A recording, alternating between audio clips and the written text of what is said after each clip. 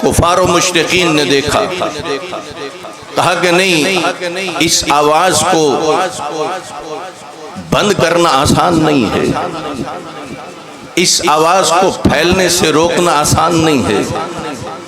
اب انہوں نے آپس میں بیٹھ کے ایک میٹنگ کی، اس میٹنگ میں یہ طے کیا چلو ہم ضد چھوڑتے ہیں، ایک سال کے لیے ہم اسی خدا کی عبادت کر لیتے ہیں جس کی خدائی کا اعلان سرکار دو عالم نے کیا، اگلے سال انہیں کرنی پڑے گی ہمارے خداؤں کی عبادت۔ توجہ فرما رہے ہیں یا نہیں؟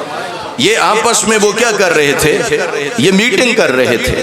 آپس میں کرنے کے بعد ان کا ایک وفد آیا اللہ کے رسول کے پاس، وہ ایک طرح کی آپس میں ایک صلح کرنا چاہتے تھے۔ اس کا ایجنڈا یہ تھا ایک سال کے لیے آپ کے خدا کی عبادت، اگلے سال آپ کریں گے ہمارے خداؤں کی عبادت، تاکہ ہمارے درمیان لڑائیاں نہ ہوں، جھگڑے نہ ہوں، خون ریزی نہ ہو۔ اس طرح آپ بھی مکہ میں رہیں، ہم بھی مکہ میں رہیں، اور آپس میں اختلافات بھی نہ رہیں گے۔ جب آئے اور آ کے یہ بات کہی تو اللہ کے رسول نے فرمایا میں شرک سے اللہ کی پناہ چاہتا ہوں۔ اور فرما رہے ہیں تمہاری بات میں نے بھی سن لی ہے اور اس نے بھی سن لی ہے جس نے مجھے نبی بنا کے بھیجا ہے۔ میں اپنی طرف سے جواب نہیں دیتا، جواب وہی ہوگا جو میرا خدا دے گا۔ اب ذرا میری مدد کیجئے اور مل کے تھوڑی مجلس پڑھ لیتے ہیں۔ ذرا سوچئے وہ جو پیشکش لے کے آئے اور اللہ کے رسول نے لوٹا دی کس کی طرف؟ اللہ کی طرف۔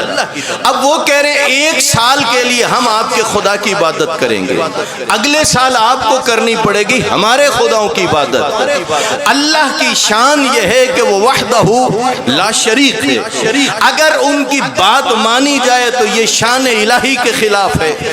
ہاں لڑائیاں نہیں ہوں گی، جھگڑے نہیں ہوں گے، لیکن ان کی بات کو رد کر دیا جائے تو کل جنگ بدر بھی ہوگی، جنگ احد بھی ہوگی، کل کو واقعہ کربلا بھی ہوگا۔ بات پہنچ رہی ہے یا نہیں؟ بات کو سمجھنا ذرا، اگر ان کی پیشکش کو رد کر دیا جائے تو کل کون کون سی جنگیں ہوں گی؟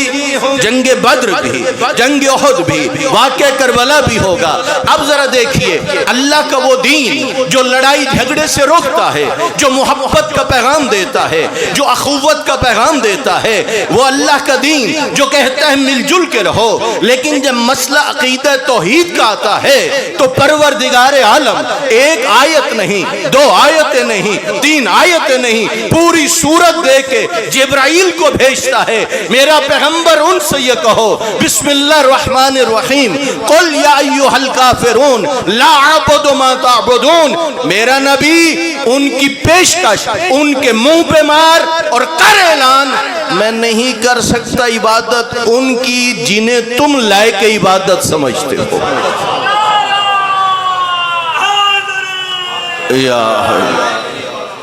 توجہ فرما رہے ہیں نہیں؟ اب جو ہم میں سے علمی ذوق رکھتے ہیں تو ایک بات کہوں، آپ اور میں ہم ہیں یکتا خدا کے ماننے والے۔ کیا ہیں؟ یعنی خدا وحدہ۔ وہ جو مکہ میں رہنے والے تھے وہ متعدد خداؤں کے قائل تھے۔ سمجھیے اس بات کو، ہم کیا کہتے ہیں؟ خدا ایک ہے۔ وہ کیا کہتے تھے؟ لات بھی خدا، عزہ بھی خدا، منات بھی خدا، یعنی اللہ کے گھر میں 360 رکھے ہوئے بتوں کو وہ درجہ خدائی دیتے تھے۔ اگر ان سے یہ کہا جاتا ایک خدا اور بھی مان لو تو وہ کبھی لڑائی نہ کرتے۔ توجہ ہے یا نہیں؟ پہلے 360 اور ایک کا اضافہ ہو جائے تو کتنے ہو جائیں گے؟ 361۔ انہیں کیا فرق پڑتا جب 360 کو مان لیا تو ایک اور کو بھی ماننا پڑے تو انہیں کوئی فرق نہیں پڑنا تھا، لیکن حکم یہ تھا لا الہ الا اللہ، اس کے علاوہ کوئی خدا ہے ہی نہیں۔ اور فرما رہے ہیں یا نہیں؟ اب قرآن کہتا ہے وَلَا أَنْتُمْ عَابِدُونَ مَا عَبُدُ، اور نہ تم عبادت کر سکتے ہو اس کی جس کی میں عبادت کرتا ہوں۔ پروردگارہ وہ ایک سال کے لیے تو کرنا چاہ رہے ہیں، پھر بھی تیری ذات فرما رہی ہے کہ تم عبادت نہیں کر سکتے. کیا مطلب؟